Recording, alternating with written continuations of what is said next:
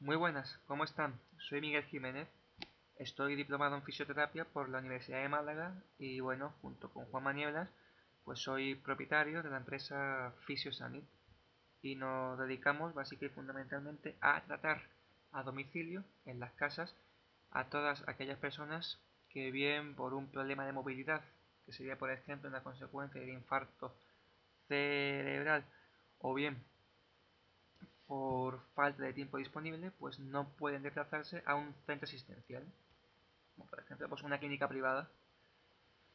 Esto que están viendo es el primer vídeo que se va a colgar en el blog de la empresa FisioSanit y trata sobre el infarto cerebral. Así que bueno, vamos a empezar a desarrollar el tema. En primer lugar, un resumen. Tenemos tres puntos fundamentales que vamos a tratar en este vídeo, que son en primer lugar, ¿qué es el infarto cerebral? En segundo lugar, una breve clasificación con los diferentes nombres que podemos encontrarnos en torno al infarto cerebral. Y en tercer lugar, una descripción de lo que sería la epidemiología y los factores de riesgo que pueden conllevar a la aparición de un infarto cerebral. Empezamos. ¿Qué es un infarto cerebral? En primer lugar, decir que las siglas ACV hacen referencia al accidente cerebrovascular y es exactamente lo mismo, significa lo mismo que ictus o que infarto cerebral. Son sinónimos, hacen referencia a la misma enfermedad o a la misma patología. Pues bien, un infarto cerebral es básica y fundamentalmente un trastorno súbito, es decir, repentino, de repente, de la noche a la mañana, de la circulación sanguínea cerebral, es decir, alguna de estas arterias que se ven aquí, que van al cerebro, con sus múltiples ramificaciones en un momento dado y de forma repentina o súbita, como ya he dicho, pues por una razón cualquiera, que después veremos, pues puede dejar de llevar sangre a una parte concreta del cerebro, con lo cual se produciría un infarto cerebral, también llamado ictus, ACV, accidente cerebrovascular, etc. En función a la parte del cerebro que se afecte, los síntomas pues van a ser unos u otros. Los signos, mejor dicho, van a ser unos u otros. En casi todos los casos se va a producir lo que sería una hemiplegia o una hemiparesia, que no es más que una disminución de la capacidad motora del individuo, es decir, ciertas capacidades motoras de movilidad que teníamos antes del infarto, pues las vamos a perder a raíz o a consecuencia del infarto cerebral. Es decir, vamos a perder capacidades de movimiento. Es lo que sería una hemiparesia, una disminución en estas capacidades motoras que tenemos los seres humanos. Después, en función de el punto concreto del cerebro en el cual se produzca este infarto, pues bueno, va a haber unos signos más o menos característicos. Por ejemplo, en la región frontal, esta que está más delante, pues se caracteriza también, es muy característico, pues encontrarnos con trastornos de la personalidad. Es decir, el paciente o la persona que sufre un infarto cerebral en la parte anterior del cerebro, en el lóbulo frontal, pues puede experimentar trastornos depresivos, pérdida de memoria, desinhibición, golpes de risa inexplicables, en fin. Puede ser tan grave incluso que un familiar nuestro que ha sufrido un infarto en esta parte del cerebro, pues cambie totalmente o radicalmente su personalidad y sea una persona completamente diferente en cuanto a personalidad, repito, de la que era antes. Si, por ejemplo, el infarto cerebral ocurriera en esta parte del cerebro, la más posterior, el lóbulo occipital, además de ese trastorno de la movilidad, esa disminución de la capacidad motora que ya hemos comentado, pues también se produciría un trastorno de la visión.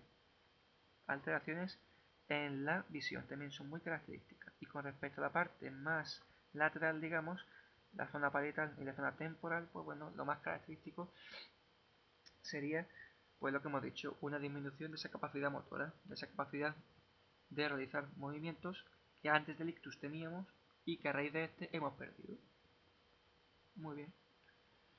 Con respecto a la clasificación, puedo decir que hay básica y fundamentalmente dos tipos: los isquémicos, ictus isquémicos, y los hemorrágicos. Los isquémicos son los más frecuentes, en un 85% de los casos, mientras que los hemorrágicos pues son un poco menos frecuentes, o bastante menos frecuentes, en un 15% de los casos.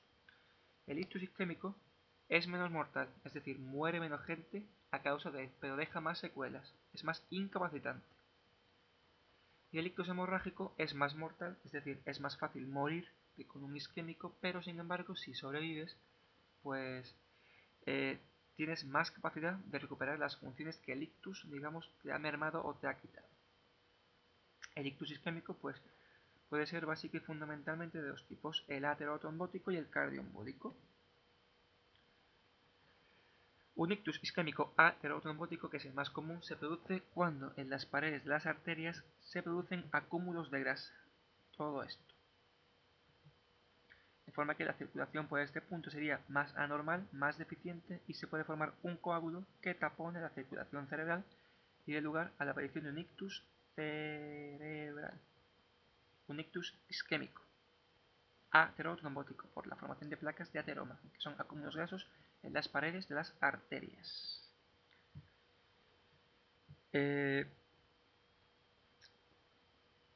Los factores de riesgo pues son muchos. La edad: a mayor edad, mayor riesgo de ictus isquémico aterotrombótico. El sexo, más frecuente en hombres que en mujeres. La herencia también, fundamental.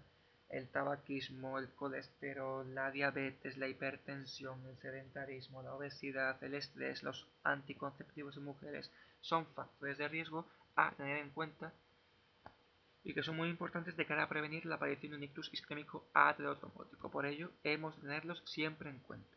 En el cardioembólico, que es menos frecuente que el aterotrombótico, pues bueno, se produce generalmente por patologías valvulares del corazón. De forma que la válvula esta, al comportarse de forma anómala, no deja que la circulación sanguínea pase bien por aquí, de forma que se pueden generar pequeños émbolos que viajen por las arterias y en un momento dado pues lleguen al cerebro, y dado que las arterias son más pequeñas, se forme un coágulo, una embolia que tapone la circulación cerebral y no deje pasar sangre, con lo cual se produciría un infarto cerebral, un ictus isquémico cardioembólico. También se puede producir a consecuencia de una fibrilación auricular, que es una patología también del corazón.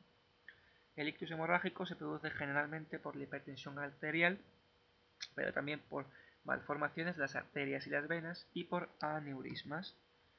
Un aneurisma no es más, como se ve aquí, que un abombamiento de la pared de la arteria que en un momento dado puede reventar, puede estallar, puede romper, con lo cual se produce la salida de sangre por esta ruptura que se ha producido.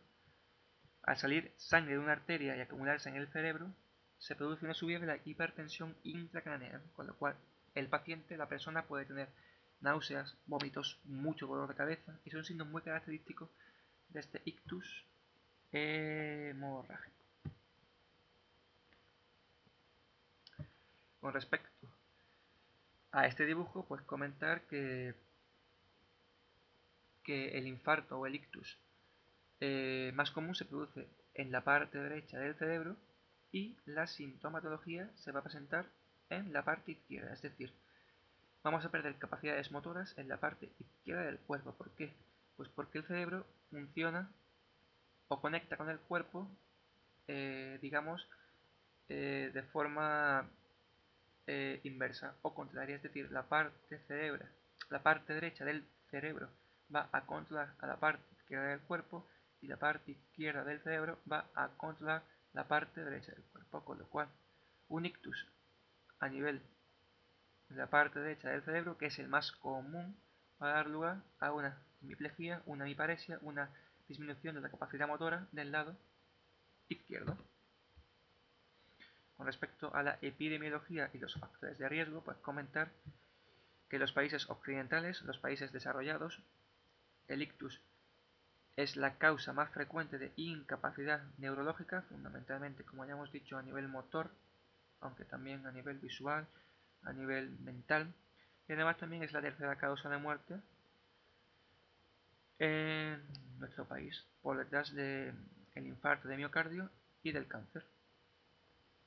Y bueno, pues decir que los próximos vídeos que vamos a sacar van a ser una segunda introducción en infarto cerebral, así como también la fisioterapia en ictus, puesto que nosotros pues somos fisioterapeutas y consideramos importante pues transmitiros todo nuestro conocimiento de cara a que estéis más preparados y sepáis más en el caso de que bueno pues un familiar vuestro pues tuviera por desgracia un ictus. Y nada, desde aquí mandaros mucho ánimo. Aunque parezca que estamos solos en el mundo cuando ocurre una desgracia como esta, pues bueno, digamos que por mala suerte existen muchas personas que padecen esta enfermedad, el infarto cerebral, el ictus, y bueno, con un buen equipo de médicos, enfermeros, fisioterapeutas, podólogos, terapeutas ocupacionales, psicólogos, psiquiatras, logopedas, etcétera, pues podemos conseguir recuperar gran parte de la función que se ha perdido a raíz del ictus. Y bueno, os invito a comentar en nuestra página web www.fisiosanit.com, en nuestro blog fisiosanit.blogspot.com. Aquí colgaremos vídeos acerca de diferentes patologías y cómo abordarlas desde el punto de vista de la fisioterapia, que es lo que nosotros hacemos, o bien en nuestro Facebook, en la página Fisiosanit, fisioterapia y rehabilitación a domicilio. Un fuerte abrazo, mucho ánimo y mucha suerte de todo corazón.